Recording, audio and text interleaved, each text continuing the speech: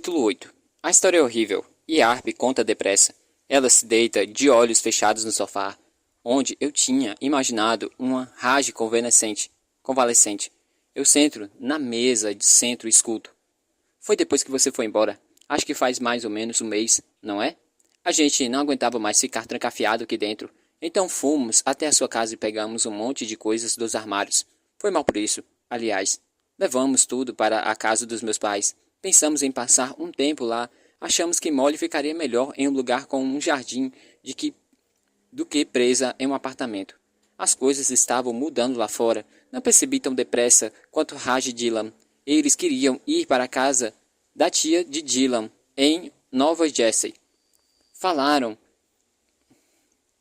que estavam bem lá, que era mais seguro ficar em maior número. Falaram que eu também podia ir. Eu disse que não. Harp comprime os lábios trêmulos. Ela abre os olhos para ver como estou reagindo, mas mantém o rosto inexpressivo. Então continua. O que está acontecendo? O que aconteceu foi que as pessoas tinham começado a crer. Acharam uma passagem no livro de Frick. Você ouviu falar disso? A segunda balsa, respondo, assentindo. O arrebatamento, parte 2. As pessoas foram à loucura. Também encontraram outro trecho. Capítulo 53, versículo 6. A estrada para o reino dos céus é estreita e está cheia de condenados. Você pode imaginar como eles interpretaram isso. Quer dizer que fomos descartáveis.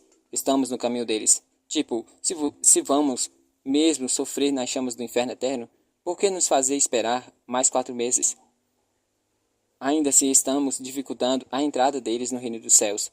Lembra da Melody Happy Kick? Ah, meu Deus! Harp fecha bem os olhos e balança a cabeça. Começamos a reparar em seus panfletos espalhados pela cidade, com a foto dela no anuário e outras passagens do livro de Frick. Ela que profana o corpo com atos impuros arderá nas chamas divinas. Então faz umas 3 semanas, queimar a casa de Melody com toda a família dentro. Ah, meu Deus! Repito. Harp segura minha mão outra vez e aperta. Então Raj, depois que os Hopkick morreram, falei, ok, vamos para Nova Jersey, vamos agora mesmo. Planejei a rota e fizemos a limpa na conta dos meus pais e íamos embora no fim de semana. Só não fomos antes. Ela respira fundo. Só não fomos embora antes porque era aniversário da Molly na sexta-feira e Raj disse que não deveriam ter que comemorar o dia na estrada. Então íamos no sábado. Já tínhamos feito as malas e tudo. Só que na quinta-feira à noite a campainha tocou. Sempre ficávamos meio assustados quando saíamos para pegar comida na sua casa ou mesmo na vez em que fomos ao banco. Mas quando estávamos em casa, mesmo depois que os Hopkick nos sentíamos seguros. Mas assim que a campainha tocou, Raj simplesmente abriu a porta, como se não fosse nada demais. Tinha um monte de caras lá fora, todos crentes. Vi a gente conhecida, um pessoal da escola. B.G. Winters estava perto da porta. Ele me viu sentado no sofá, virou para mim e disse, beleza, Harp? Pediram para que Raj e Dylan fossem para lá fora com eles. Disseram que tinham visto um urso. Ele começou a falar bem depressa. Disseram que tinha visto um urso e que estava... Ela começou a falar bem depressa. Disseram que tinham visto um urso e que estava reunindo os caras da vizinhança para afugentar. E Raj e Dylan foram. Eles os levaram para um campo de futebol em Williswork. Pararam e então os crentes começaram a rezar. Recitaram aqueles versículos sobre os condenados. Dylan logo entendeu o que estava acontecendo e saiu correndo, gritando para que Raj faça o mesmo. Mas Raj deve ter ficado confuso. Meu irmão era tão ingênuo, sabe? Eles disseram que ele tinha visto um urso. Se dissessem que ele tinha visto um urso, ele acreditaria. Dylan ouviu os tiros enquanto corria. Também estavam mirando nele, mas erraram. Conseguiu voltar, mas me levou para longe de Melody e contou tudo. Pensei que Dylan devia ter se enganado. Quer dizer, era B.G. Winters e ele me cumprimentou. Harp abre os olhos e me encara. Ele não me cumprimentaria. Ele não me cumprimentaria e depois mataria meu irmão, não é? Não sei, sussurro. Trouxeram o corpo dele de volta naquela noite. Foi quando o picharam pecado na porta. Dylan e eu o enterramos no quintal enquanto Molly dormia. Na manhã seguinte, viemos para cá. Dylan ainda quer ir para Nova Jersey e queria que eu fosse junto, mas respondi que não. Disse que ele não era mais da família agora, já que Raj tinha morrido. Eu falei isso para ele. Então Harp finalmente começa a chorar um pouco, o que é a coisa mais assustadora que eu já vi, porque ela não chora. Nunca chorou na minha frente, nem mesmo no dia em que estava meio chapada em uma festa. Esbarrou numa bandeja de cookies que tinha acabado de virar no forno e queimou e ficou com queimaduras feias e roxas na barriga. Mandei ele ir embora na mesma hora, dizendo que não queria mais olhar na cara dele, a pessoa que Raj mais amava no mundo. Foi esse tipo de merda que saiu da minha boca. Então Dylan pegou Molly e foi. A Harp. Ela me senta ao lado. Eu me sento ao lado no sofá e passo o braço em volta do seu corpo pequeno. Tudo bem. Ele sabe o que você... Perdão. Tudo bem. Ele sabe que você estava triste. Pode pedir desculpas na próxima vez que falar com ele. Mas é aí que é o problema, revela Harp. Não sei se vou conseguir falar com ele outra vez. Ela pega o controle remoto e liga a TV. Já está no canal do noticiário 24 horas e tenho a sensação de que Harp assiste a isso 24 horas todos os dias. No instante em que ela liga o aparelho, vejo uma manchete brilhando em vermelho sangue. Devastação do furacão Ruth. Será que a costa leste está pagando pelos seus pecados? Eles mostram imagens terríveis. Primeiro, a de um mapa dos Estados Unidos, como conhecemos. Depois, o mesmo mapa, só que dessa vez com pedaços da costa leste meio apagados, mas parecendo fantasmas. Maine, Flórida, a região de Massachusetts, Nova Jersey e Delaware. A Guarda Nacional está sobrevoando a área para aliviar os estragos, anunciou ao jornalista, solene, mas sem conseguir esconder a leve fagulha de animação nos olhos. Mas até agora, já foram confirmados 308 mortos na costa leste e o número pode subir. Talvez meus avós tenham mudado de ideia. Talvez tenham pegado um trem, ônibus ou avião e tenham saído de lá. Talvez estejam agora mesmo explorando ruínas gregas ou algum castelo antigo na Inglaterra, glamouroso, ricos e os mais distantes possíveis das igrejas americanas. Vovô Grant me falou para pegar o carro e ir embora. Tento me lembrar disso. Se não me permitir acreditar que ele estava falando sério, parte da culpa será minha. Talvez tenha subido no telhado do prédio e saído voando em um pedaço de madeira à deriva. Ou pode ser que tenha dormido tranquilamente durante toda a catástrofe. Passamos uma semana à toa em Lawrenceville. Agora que estamos aqui, Harp troca de roupa toda manhã, coloca as próprias peças, não as que Raj deixou para trás. Ela para de beber o estoque no armário de bebidas improvisado. Harp está com os 2.017,50 dólares que sacou da conta bancária da mãe. E arranjamos lençóis no estilo conservador para arrumar as cabeças, caso a gente precise sair na rua. Mas conversamos muito sobre o que devemos fazer em seguida. Fazemos uma lista de coisas em uma folha solta que encontramos, que guardo junto do meu diário improvisado. Motivos para ir embora. Estamos correndo perigo aqui. Odiamos esse lugar. E nunca fomos a outro lugar. Motivos para aqui ficar. Não importa o que fazemos. Estamos condenadas. Todo dia tem uma novidade. Na sexta-feira, o noticiário das 5 no canal 11 começa a encerrar cada transmissão com uma oração de Frick. Frick, dá-me paciência. Frick, dá-me salvação. No sábado, Harp abre o e-mail e encontra um informe do distrito escolar. A última forma de resistência mudana anunciando que o Comitê Educacional votou 8-1 a favor de adotar um currículo sugerido pela Igreja Americana para a promoção de valores. Fico um pouco triste ao pensar em Weinberg. Para nos distrairmos, decido então mostrar para Harp as fotos que acabei guardando comigo. O batismo dos meus pais, minha mãe punk. Quando vê essa última, minha amiga abre um sorriso sarcástico. A senhora Apple, um hedonista, A senhora Apple, uma adolescente irada, secreta, comenta ela. Foi tão estranho morar naquele apartamento, mas para o fim, começou a parecer meio... Não consigo terminar a frase. Pensei em uma palavra, mas acho que Harp vai rir se eu falar em voz alta. Só que ela está apenas ausente. Assente, perdão. Só que ela apenas assente. Mal assombrado? Sugere. Isso. Na última noite que passei, o telefone tocou bem tarde, na hora em que eu estava saindo. Primeiro pensei que pudesse ser você, mas o código da área era diferente. Quem quer que fosse não falou nada, mas tive a sensação de que era minha mãe. É idiotice, não é? Como pode ser minha mãe? Harp dá de ombros. Não é idiotice. Depois do que aconteceu com Raj, não paro de sonhar que minha mãe está parada na porta, gritando para eu levantar da cama e me arrumar para ir à escola. Acordo irritada com ela e já passou quase pronta. Perdão. E já estou quase pronta quando Harp se interrompe e balança a cabeça. Qual era o código da área? 415. Isso é em São Francisco, Califórnia. Ela abre um sorriso quando olho a intrigada. Eu tive um namorado virtual que é de lá. Ficou meio sério o que tivemos. Foi meio sério o que tivemos. Não pergunte. Você conhece alguém que mora lá? Não. Quer descobrir quem era? Acho que sim, respondo, dando de ombros. Mas não deveria ser nada demais.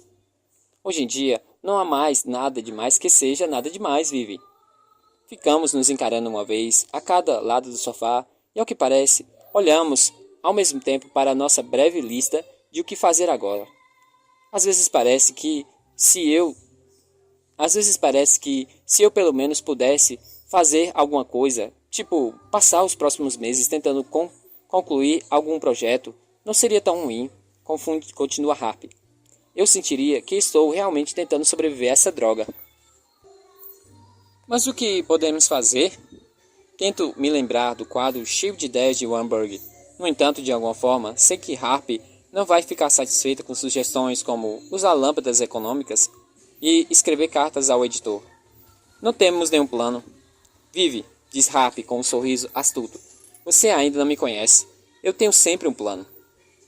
Em algum momento no último mês, depois que eu fui embora, mas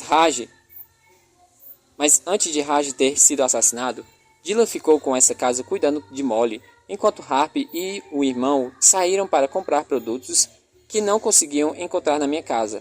Detergente para a máquina de lavar, papel higiênico e cerveja. Foi uma das saídas tensas. O contingente crente tinha aumentado, e Harp e Raj sentiam que chamavam a atenção onde quer que entrasse. Ele estava de terno e Harp usava uma saia comprida para se misturar à multidão, mas não paravam de receber olhares de suspeitas. Os dois pegaram as compras e foram para a calçada, aliviados por estarem a apenas alguns quarteirões de casa. E nesse instante um pequeno grupo de protesto começou a gritar com eles. Obviamente meu instinto foi gritar de volta, conta Harp, enquanto colocamos meu novo plano em ação, dirigindo até o subúrbio na noite seguinte. Nos sentíamos mais seguras assim que pegamos a estrada, porque não conseguíamos mais reparar na roupa das pessoas. E, naturalmente, foi o que ela fez. Harp sacudiu o punho para o grupo. Cerca de 20 pessoas achava ela. E chamou-os de filhos da puta. Levou um tempo, enquanto Raj a puxava pela manga e o grupo caía aos poucos em um silêncio confuso, para Harp perceber que eles não eram crentes. O grupo que a encarava era composto apenas por jovens segurando placas com dizeres como "Não é meu Deus, não é meu problema", e diversas outras referências irônicas às placas mais populosas entre os protestantes crentes, como "Deus odeia puras", "Deus odeia fumas", "Deus odeia pulgas". Eram os novos ofícios. Eles logo perceberam, Ave Maria. Eles logo perceberam, por seus muito palavrões, que Harp na verdade não era crente. Então convidaram Raj e ela para uma reunião no saguão cheio de ecos na Catedral do Saber, um prédio de arquitetura imponente que estava abandonado na Universidade de Pittsburgh. Eu vi um protesto deles em Nova York. Conto para a Harp animada. São parte do motivo de eu ter considerado fugir na casa dos meus avós. Pareciam que eles estavam fazendo alguma coisa, na verdade, sabe? Tipo, não ficavam só sentados esperando o apocalipse. Também achei isso a princípio, responde Harp. Ela usa a luz do painel para ler as instruções do caminho. Pegue a próxima saída, depois vira à esquerda. Bom, pensamos que aquilo parecia sério, que eles tinham planos e que já havíamos começado a executá-los. Pensamos que, no mínimo, seria um bom grupo de apoio, que se soubéssemos que eles também estavam lá fora, do nosso lado, não teríamos tanto medo das cidades. A segunda reunião aconteceu 2 dias depois. Harp e Raj foram, de novo, e dessa vez levaram Dylan e Molly.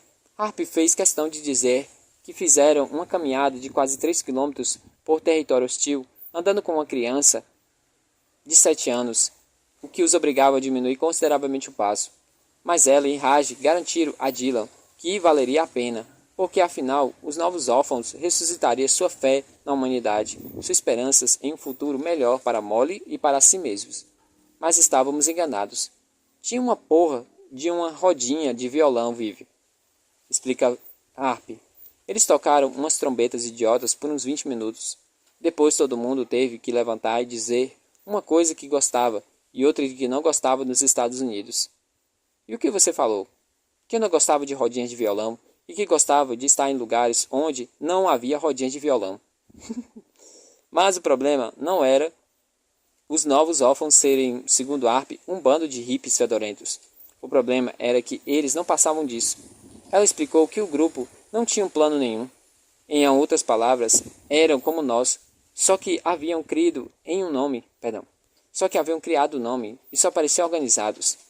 A caramadagem dos novos órfãos tinha certo apelo em uma cidade onde a garota sexualmente ativa poderia acabar acordando em uma casa em chamas.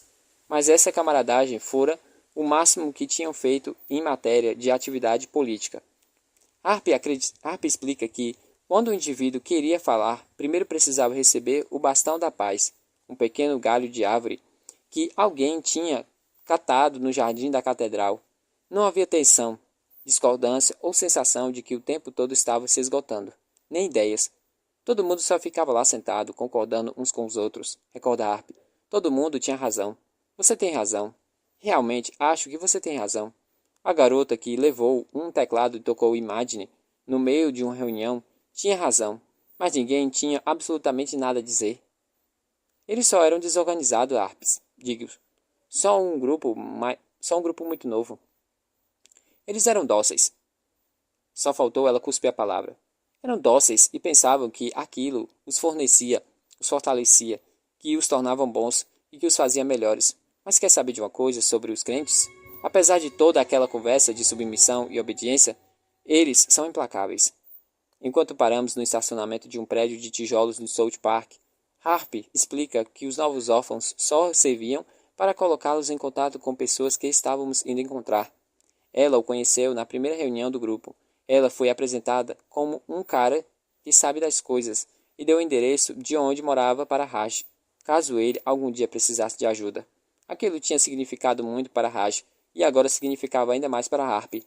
Além disso, ela conta, ele não estava na rodinha de violão.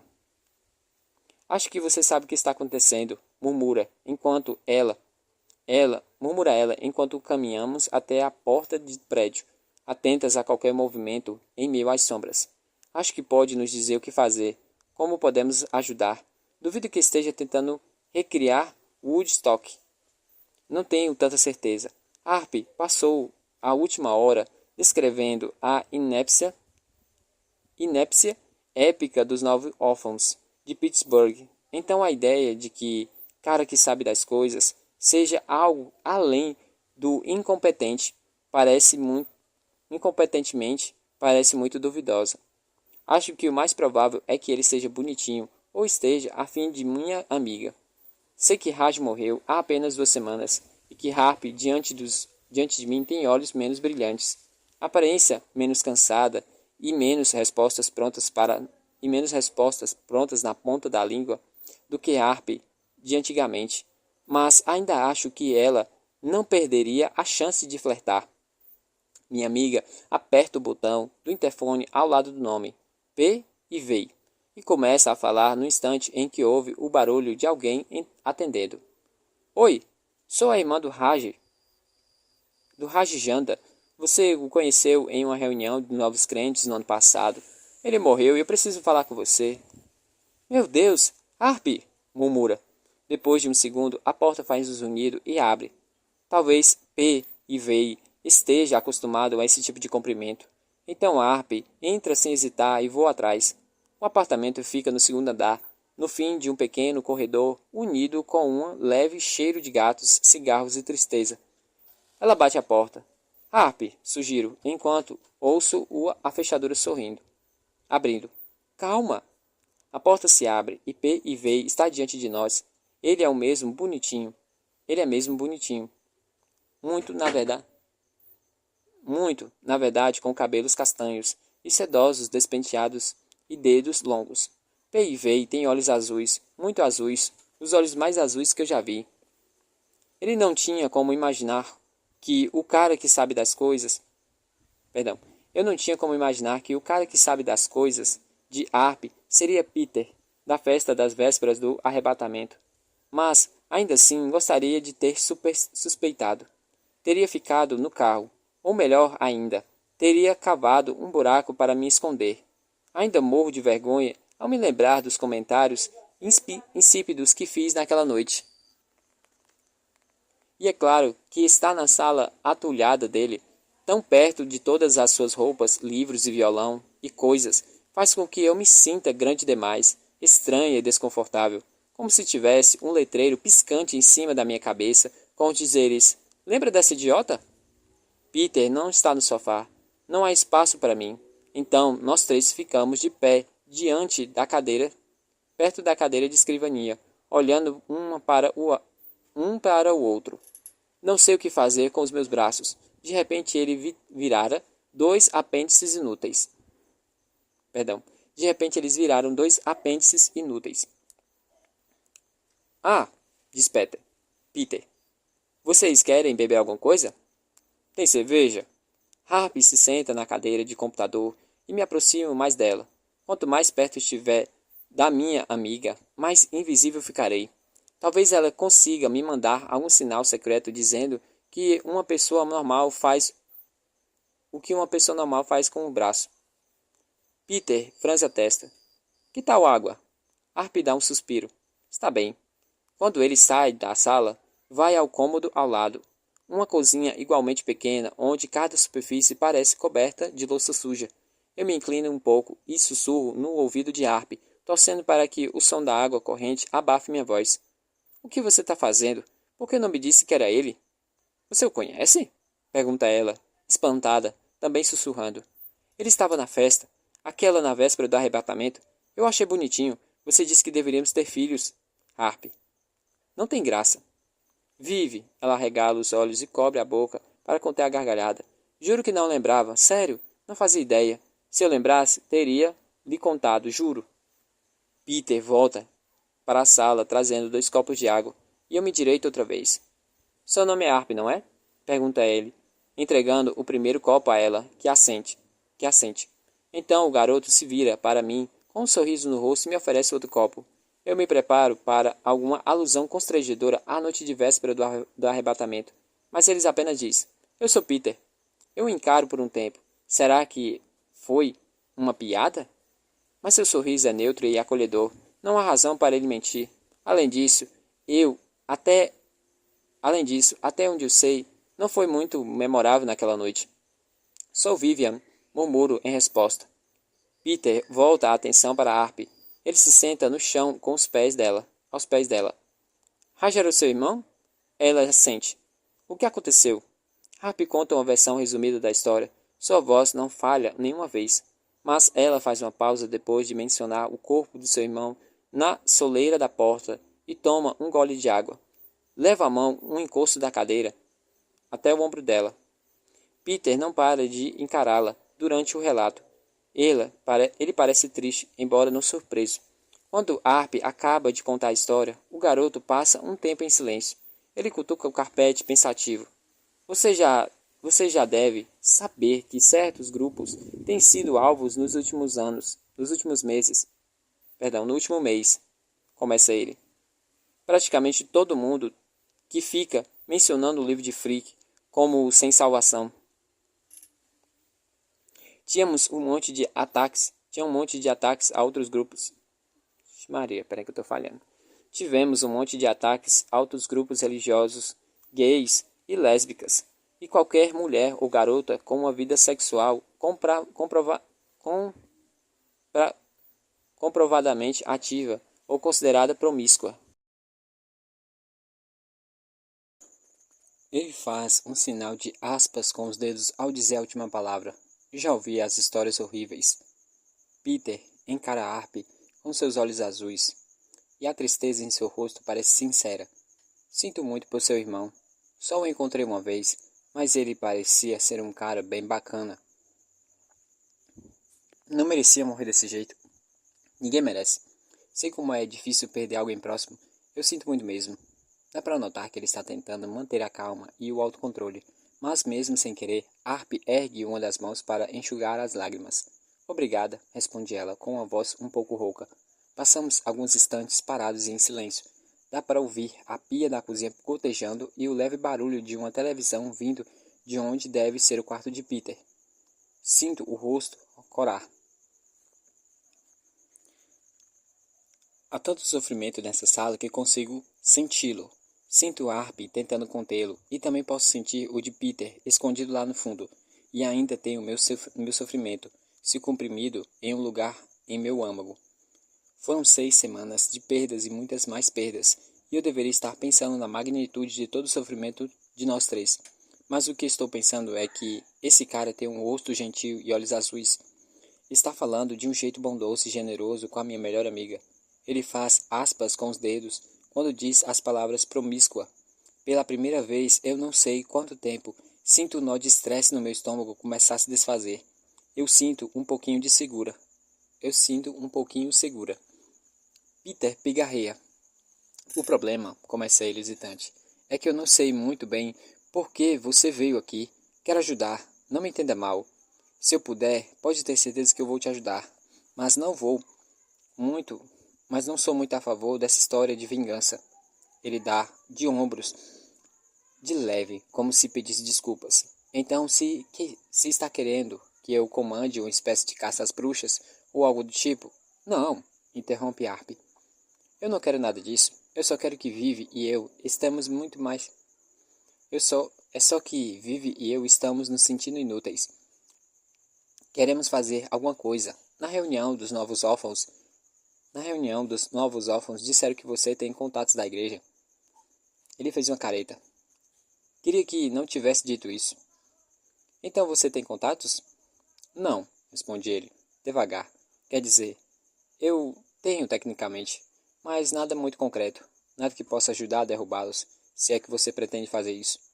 Tenho a impressão de que é isso que Harp pretendia. E minha amiga parece desapontada. Ela olha para mim com uma expressão resignada e posso ver que está prestes a sugerir que a gente vá embora. Este encontro a deixou frustrada, com vergonha de ter chorado na frente de um cara praticamente desconhecido, com medo de voltar a Pittsburgh tão tarde da noite. Mas me manifesto antes que ela tenha a chance de abrir a boca. Que tipo de contatos são esses? Como assim? Peter parece assustado, como se tivesse esquecido a minha presença. Esses seus contatos da igreja, quem são? Ah, ele dá de ombros, indiferente, mas o vejo contorcer um pouco o rosto ao responder. Meu pai era crente, foi um dos primeiros, então sei sobre mais a igreja do que a maioria das pessoas. É evidente que Peter não quer falar sobre o assunto, então forço a barra. Mas o desconforto dele me deixa nervosa e tento lembrar que hoje em dia não dá para confiar cegamente em ninguém. Mesmo quando se quer muito tocar os lábios seus lábios no dele. Você tem alguma outra informação? Sabe alguma coisa sobre os novos órfãos? Se eles são mesmo inúteis em outras cidades? Peter sorri com a última pergunta. São os melhores em algumas cidades, sim. Em outras são piores, mas dessa área são bem ruins mesmo. Imagino que sejam por isso que vocês vieram até mim e não a eles. Assentimos. Peter fica de pé e passa por mim para trás de uma gaveta da escrivania. Dou um passo para trás, cambaleando um pouco, tentando, torcendo para que ele não tenha notado. Até onde sei, o movimento começou há alguns meses, explica ele, folheando os papéis na gaveta. Como um garoto do ensino médio, lá na Dakota do Sul. Os pais deles viraram crentes, e ele fundou um grupo de apoio para pessoas que tenham passado pelo mesmo problema. Mas o grupo só ganhou força depois do arrebatamento. Ele pega um pequeno pedaço de papel em uma pasta de arquivo e o entrega para mim. Fico surpresa com o gesto. Deveria ser óbvio para qualquer um que é a ARP quem está no comando, mas aí lembro que fui eu quem fez a pergunta. Spencer G. Arroba o mais novo, o mais novo orphan.keystone, vírgula, Dakota do Sul. Leio em voz alta. Fica perto de Mount Rushmore. É com ele que vocês deviam falar, explica Peter. Ele tem um bando de descrentes convertidos a seu serviço. São crentes que desconverteram. São crentes que se desconverteram. Deve saber mais sobre o que se passa dentro da igreja americana do que qualquer um que não tenha sido sugado pelos céus recentemente. No Monte Rushmore? Pergunto. Esse não é um dos lugares sagrados na lista de Freak? No livro de Freak, o pastor alega que no fim da década de 1970, Jesus apareceu em seu Chevrolet.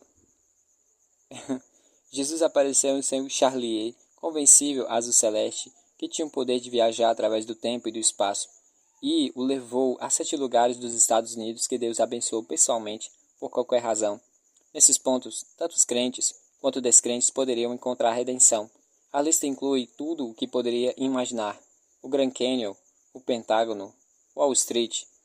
E Deus viu que o povo americano era trabalhador e ganhava dinheiro em seu nome, e Deus viu que isso era bom. É uma das muitas partes do livro de Freak que faz considerar que o cara não escrevia tudo aquilo enquanto estava doidão com cogumelos. No entanto, tente fazer essa acusação a um crente, como fiz com os meus pais na época em que tentavam me converter, e a pessoa vai resmungar que isso é só uma metáfora, e dará a entender que sua incapacidade de compreender nuances é um dos problemas, um dos principais motivos pelos quais você está condenado à danação eterna. Peter assume. Não sei como ele faz isso, mas me deixa propenso a confiar nele. Qualquer um capaz de construir uma comunidade descrente no centro de uma fortaleza da igreja deve ser uma força natural, não é mesmo? Harp pega o papel da minha mão e o encara por um tempo, sem dizer nada. Peter passa por mim cuidadosamente outra vez e pega nossos copos vazios. Ele os segura por um movimento, nos encarando com certa cortesia, esperando que fôssemos embora, perceba. Ótimo, comenta Harp finalmente. Ela se levanta. Só mais uma pergunta rápida, antes de irmos. Tem algo que deveríamos saber sobre o que está acontecendo na Califórnia? Peter tenta cruzar os braços de repente, mas ainda está segurando os copos, o que se chocam no meio do caminho, fazendo um barulhão. Ele olha para Harp desconfiado. O que você quer dizer? Eu quero dizer, continua ela. Por acaso a igreja tem uma presença mais forte na Califórnia? Peter mordisca o lábio na bochecha, por um movimento, franzindo a testa. Então pergunta, como você sabe disso? Imediatamente recuo. Sabe o quê? Digo a frase na mesma hora em que Harp indaga. Como é que você sabe? Ela olha para mim e solta um grunhido. Percebo um segundo tarde demais o que Harp está tentando fazer. Peter sorri com ironia para nós. Por que não me dizem o que as levou a perguntar sobre a Califórnia?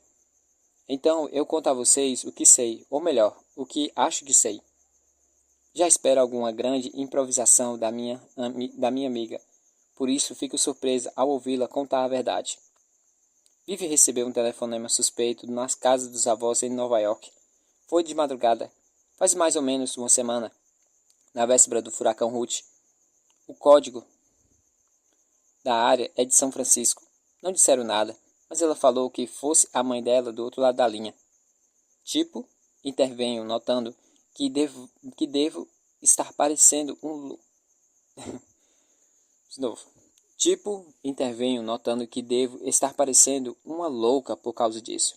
Eu não achei que era minha mãe. Tive a sensação estranha, só isso. Foi intenção. Foi intuição. Ou seja, como se quisesse banir, como se quisesse chamar. Não significa nada. Digo essa palavra para especialmente Peter, com um pedido de desculpas, por ter chegado por acaso à informação que ele tem. Não vim aqui pensando isso, não vim aqui pensando que isso tenha algum significado. Eu sei, responde Peter. Não, mas talvez tenha. Sem aviso, ele se vira e percorre a pequena distância até o quarto. Olho para a Harpe, tentando avaliar se ela está confusa, e na mesma hora, como se tivesse esse tempo todo esperando para que eu olhasse sem que Peter pudesse ver, ela agarra uma cabeça invisível e finge dar uns amassos. Dou um soco bem forte no ombro dela, e Harpe suprime risadinhas quando ele volta à sala, carregando uma pilha de cartas que deixa cair na cadeira da escrivania. Pega o envelope já aberto, e Harpe faz o mesmo. Lemos os folhetos impressos que tiramos de dentro deles, e depois trocamos o material entre nós. O que peguei diz: se tu a amas, faz-lhe ouvir, pois do contrário, estiveres condenados a passar a eternidade separados. Te banho de luz dourada, do esplendor celestial, e eles nas sombras de tormento e calamidade. O livro de Frick, capítulo 18, versículo 2. E o da Harpe diz: vejo-te e eu sei que és meu filho, mas será que reconheço como teu verdadeiro pai? O livro de Frick, capítulo 58, versículo 3. Peter vira o envelope nas minhas mãos e aponta para o endereço recente. Fica em Olema, na Califórnia. Comecei a receber essas cartas há uma semana, especifica. Todo dia chega uma. Nunca são escritas à mão e sempre contém um versículo do livro. Normalmente é algo sobre redenção, sobre crer antes que seja tarde demais. Mas há essa aqui, ele aponta, e toca outra vez no envelope que tenho em mãos. Este chegou hoje. Mas serás que me conhece como teu verdadeiro pai? É um versículo da história da primeira visão de Frick, que ocorreu em um sonho na qual ele e Deus passearam alguns minutos em um Starbucks, tomando frappuccino, conversando, antes que Deus condenasse a moral pagã e queimar os olhos de todos os baristas. É isso que ele pergunta para Frick, enquanto todo mundo está rolando pelo chão e implorando piedade pelos berros. És meu filho, e eu sou teu Deus. Balança a cabeça. É claro que conheço a parábola da Starbucks. Todos conhecem. Deve ser uma visão muito divulgada de Frick. Essa correspondência pode ter sido mudada de qualquer crente.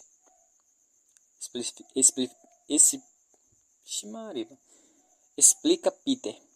Sei disso. Uma velha louca na Califórnia pode ter conseguido meu endereço na internet e acha que vai me converter. É a maior chance de entrar na segunda balsa. Sei muito bem que isso é mais provável que seja esse caso. Mas, como eu disse, meu pai era crente muito antes de Frick pregar o arrebatamento. Ele fixa os olhos azuis em mim enquanto conta isso, e não desvia o olhar.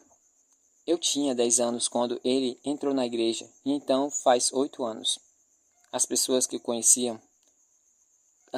começaram a seguir Frick após a previsão do arrebatamento estavam assustadas por causa do clima, das economias e de todos aqueles vírus incuráveis que começaram a se espalhar.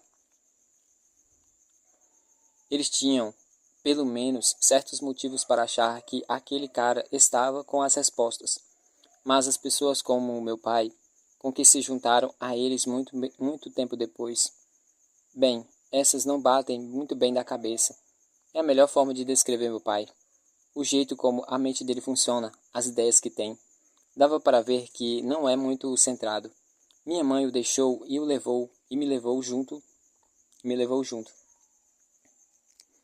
Ele ligava de vez em quando e dizia um monte de coisas sem sentido.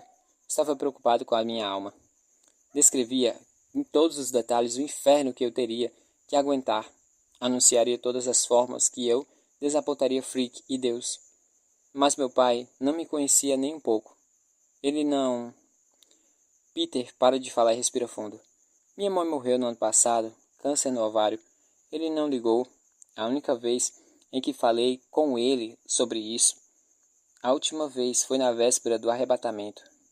Dizer que ele estava iminente seria incoerente, seria pouco. Você acha que seu pai... Você acha que é seu pai quem está mandando essas cartas? Concluo. Sinto que é, responde ele. É uma instituição, não tenho certeza. É uma intuição, não tenho certeza. Pode não significar nada, mas pode significar que nossos pais não foram arrebatados. Mas por que as cartas vêm de Califórnia? Indaga Arp. A sede da igreja americana não fica na Flórida? Ele não deveria ter sido levado pelo mar a essa altura? A Flórida não era o único lugar onde Frick tinha propriedades, responde Peter.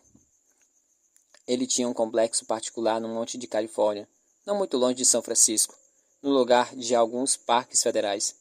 Ele dá de ombros de um jeito ligeiramente tímido por causa de toda a forma como olhamos.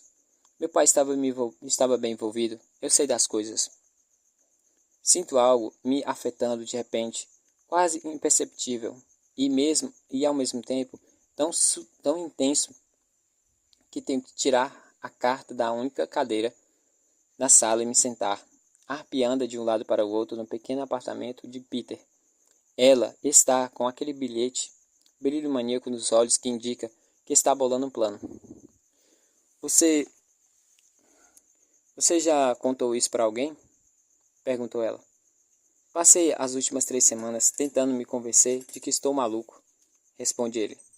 Só contei a vocês porque, não sei, porque vocês querem fazer algo, e não estou oferecendo a única coisa que tenho. E então estou oferecendo a única coisa que tenho. E a única coisa que eu tenho é uma minúscula centelha de suspeita de que meu pai crente está vivo no norte de Califórnia. Isso não é nada. É alguma coisa, respondo. Não é não. É sim. Olho para ele. Há 1 hora nossos pais tinham sumido e não fazíamos a menor ideia do que, para onde eles foram e como chegariam lá. Agora temos a mínima suspeita. E se eles não estiverem na Califórnia, talvez alguém esteja. Alguém possa explicar.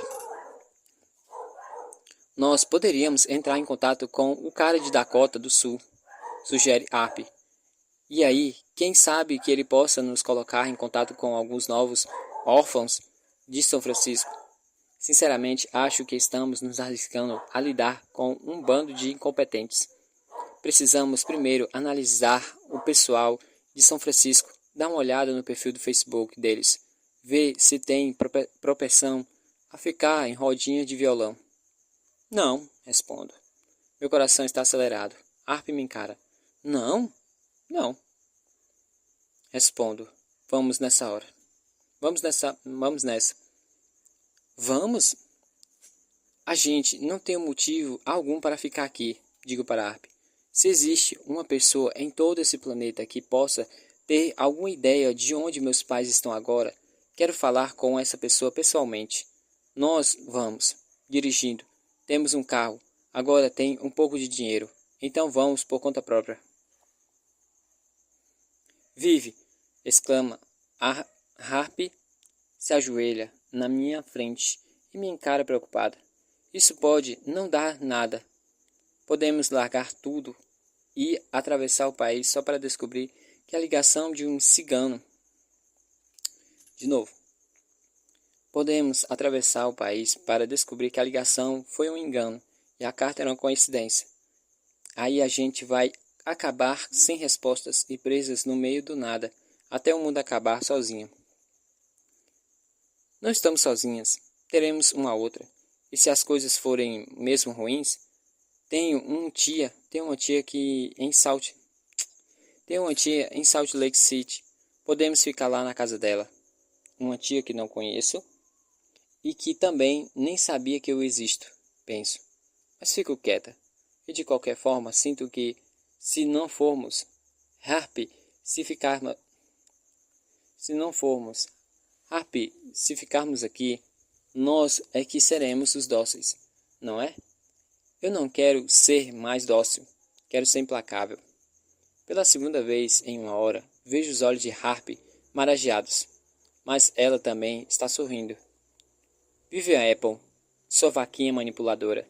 Então ela segura minha mão e aperta. É claro que eu vou contar com você nessa missão inútil e suicida. Com certeza vai ser uma honra. Sorrio para minha amiga e, em parte, porque estou feliz, mas também porque ela não imagina o que estou prestes a fazer. Olho para Peter, que está nos observando com um misto de emoções contraditórias no rosto. Um pouco de espanto, sim, e um leve brilho de que pode significar preocupação pela nossa saúde mental. Mas há um quê desejoso nessa expressão, como imaginei. Então perguntei, você vem? E depois de um instante percebo confuso, como se ele nem tivesse a intenção de dizer aquilo. Peter responde, se vocês toparem.